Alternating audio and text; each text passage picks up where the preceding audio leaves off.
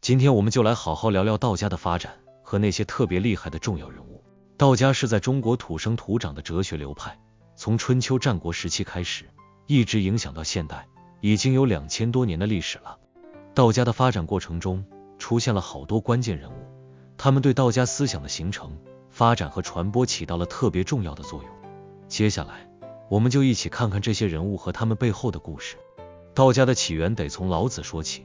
老子是春秋时期的大哲学家，他写的《道德经》是道家的核心经典。《道德经》里讲了好多深奥的道理，比如道法自然，无为而治，天人合一。老子认为，世间万物都有一个根本的规律，叫道，只要顺应这个规律，就能达到和谐的状态。这些思想后来成了道家的基础。老子的思想特别注重无为，就是不要过多的干预自然，让万物按照自己的规律生长。他用水的比喻来说明这一点，说水总是流向低处，滋润万物而不争，这就是无为的境界。老子的这些思想后来影响了无数的文人墨客，也让道家思想在中国文化中占据了重要地位。庄子是战国时期的大哲学家，他继承和发展了老子的思想。庄子写了《庄子》这本书，里面讲了好多有趣的故事和深奥的道理。庄子的思想特别注重逍遥游，就是追求一种自由自在的生活，不受世俗的束缚。庄子有个著名的故事叫庄周梦蝶，讲的是庄子梦见自己变成了一只蝴蝶，飞来飞去，非常快乐。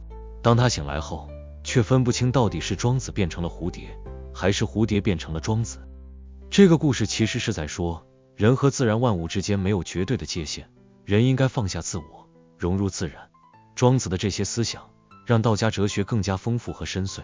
列子是战国时期另一位重要的道家人物，他写了《列子》这本书。